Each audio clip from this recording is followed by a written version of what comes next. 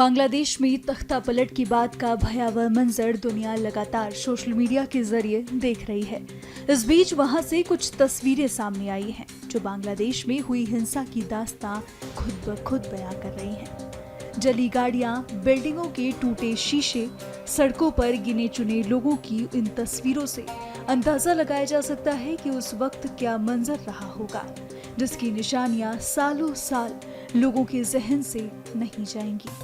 ये जली गाड़ियां भले ही हटा दी जाएं, जले मकानों की मरम्मत हो जाए, लेकिन इस हिंसा की आग वहां के नागरिकों को सालों साल तक जलाती रहेगी, जिसमें किसी ने अपनों को खोया तो किसी ने अपना सब कुछ। जैसा कि हम जानते हैं कि इस घटना में अल्पसंख्यकों पर अत्याचार की काफी खबरें आ रही थी।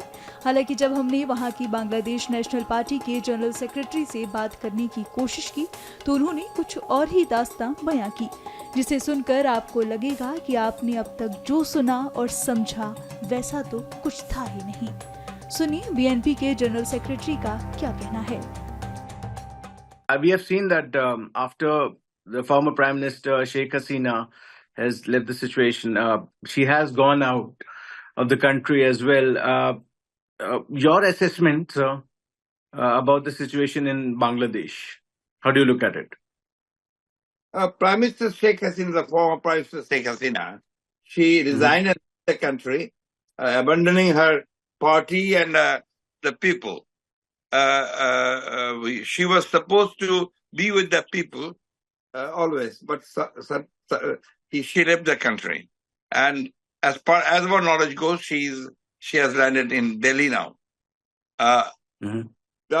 She had to leave under special circumstances. You know that there was a student and citizens uprising. It was a revolution, and before that, almost 1,000 students were killed by Sheikh Hasina's police, and almost 12,000 people were arrested. And for 1 month, consecutive 1 month, there was movement against her, and finally on the 5th of August, the people came out on the street, the students, the common people, the women, children, and everybody. It was millions of people who were on the street, and they were heading towards Gana Bhavan, the official residence of the Prime Minister. And then she left the country with a helicopter. But that means she had fled away, left, and abandoning her people and party, and left due to the fury of the people.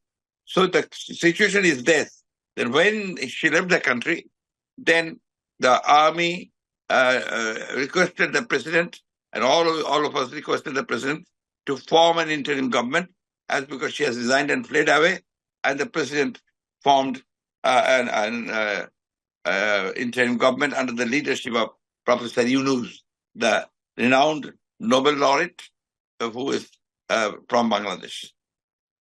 This is the situation. Now, the entire country is behind this interim government, and everybody is giving support to the interim government. Right. So what would be your expectation from the interim government, if you can just elaborate on that, because there must be a roadmap in front. What would be your expectation in that regard? Yeah, the interim government will definitely stabilize the situation and bring peace and order, as because there was no government for some time, for a few days, and the law and order situations will be better, and because their main task will be to hold an operation, free and fair operation, which will be neutral, and as soon as it's possible, they can create a neutral situation and congenial environment for election. They will go for election, and the political parties will participate in the election. And I think people will give their verdict properly. Right. So we have also seen that there were protests by minorities and alleged attacks on the Hindu communities. How would you reassure them? What is your take on in this regard, sir? In fact, there is a sort of misunderstanding and very unfortunate propaganda being made by different media, nationally and globally also.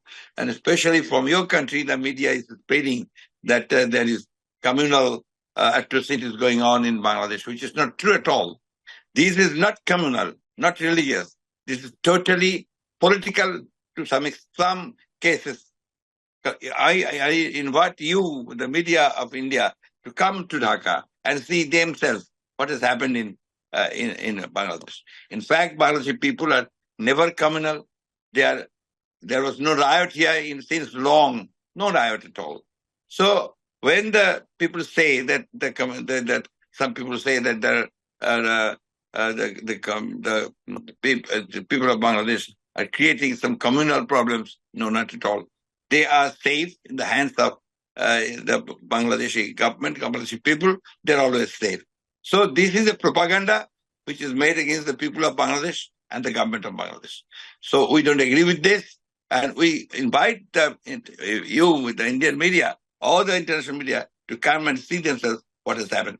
Now this is again a political conspiracy going on against the interim government and the people, because the people do not want anymore the government of Sheikh Hasina, who has killed so many people in these few years and destroyed the constitution, and they have violated the human rights, several human rights situation, and corruption was rampant. It is unprecedented. This government's people and they themselves. So the question of any atrocities on the minorities doesn't arise at all. Mhm. What would be your expected timeline for the fresh elections in Bangladesh, sir? In our constitution, there is a provision that 90 days should be given to them. But under special circumstances, this can be increased if they need it. Right. How do you see the country evolving after the months of turmoil, and the role of BNP? What would be role of BNP in reshaping Bangladesh in this regard now? We have How do you look at? Yes, we have always categorically said what is our vision. We have said that we have given a 2030 vision. We have said that definitely there will be reforms in the country, mainly the judicial reforms, the constitutional reforms, and the administrative reforms. Will go for that, and we will try to eradicate corruption, which is one of the main reasons, and we will restore democracy and democratic values properly and purely, and the freedom of speech will be there, and people will be free to join any political party or political rallies, or their democratic rights will be established. So we want to see basically a liberal, democratic Bangladesh and a prosperous Bangladesh, and we believe that we will be able to do that. So recently we have seen that there's resignation from the Supreme Court judge as well. What is your take in this regard, sir? What spite to this extent, sir? What is your take? Because this is something which has happened recently. Unfortunately, the former Prime Minister's government, they politicized the entire judiciary. And the people had a lot of grudges against them. There were angers from the people, from the lawyers, and from the civil society, as well as from the students. So naturally, they had some bitter experiences. So the Chief Justice and other justices in the appellate division had to resign. There was no alternative. Right. Interesting and importantly, sir, India-Bangladesh relationship under the new regime, what would be your thoughts in this regard, sir? It will definitely will be strengthened further, because we, as a political party, we always consider India to be our neighbor and friend, but we also invite India to come to a solution on certain issues. The issues are, number one is water sharing. Number two is stop killing in the border by BSF, the Bangladeshi citizens. Number three is the trade balance should be there. So the question is, we the BNP we want, the people of Bangladesh we want, and the interim also I have heard that they want a good friendly relationship with India. Great. This brings me to the last question, sir. Yes. Khalida Zia was said to be an arch rival of former Prime Minister Sheikh Hasina. Was released days after she was ousted from the power. Any possibility of her becoming the new face of the country in future? Khalida Zia? Yes. Khalida Zia is Sikh, she is the chairman of the party, and she was a very popular leader. Till now, she is the most popular leader in Bangladesh, as because she is very sick. So she needs the treatment, and most probably, if the doctors allow, she will go abroad for treatment. If she comes back, then definitely she will be the face of the BNP in the next election. And if he cannot come back, or if she is not fit to contest the election, then our next man is the acting chairman, Mr. Tariq Rahman.